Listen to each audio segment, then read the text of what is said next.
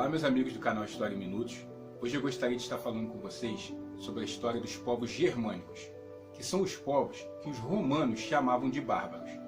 As invasões germânicas desencadearam transformações profundas que marcaram a formação da Europa medieval. Acompanhe comigo a história desses povos. Os germanos dividiam-se em vários povos, com grandes diferenças culturais entre si. Eram, entre outros, os ângulos, os saxões, os visigodos, os ostrogodos, os vândalos, os francos, os suevos, os burgúndios, os lombardos, os alamanos e os érulos. Não existem muitas informações sobre esses povos no período em que ainda viviam fora do Império Romano. As poucas informações vêm de textos escritos pelos próprios romanos.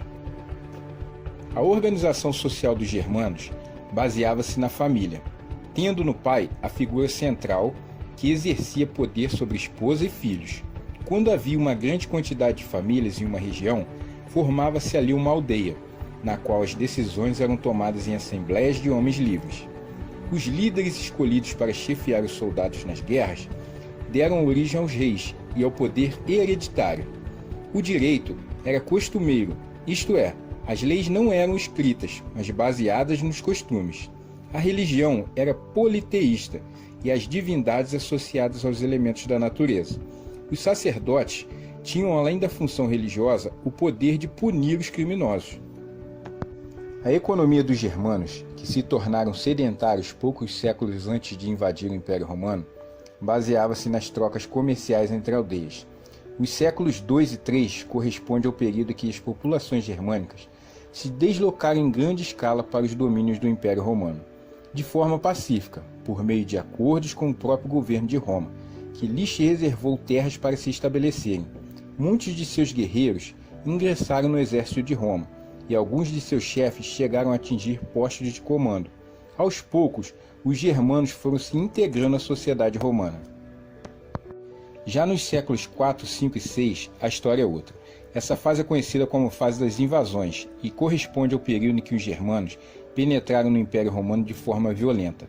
Um dos principais motivos que desencadearam as invasões foi o avanço dos hunos, um povo que acreditava ser de origem tártaro-mongol, sobre os territórios dos diversos povos germânicos.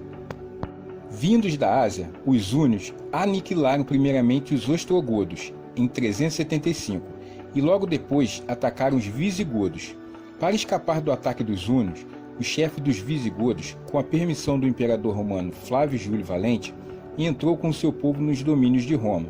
Posteriormente, os próprios visigodos saquearam as aldeias e cidades romanas, o que abriu precedente para outras invasões.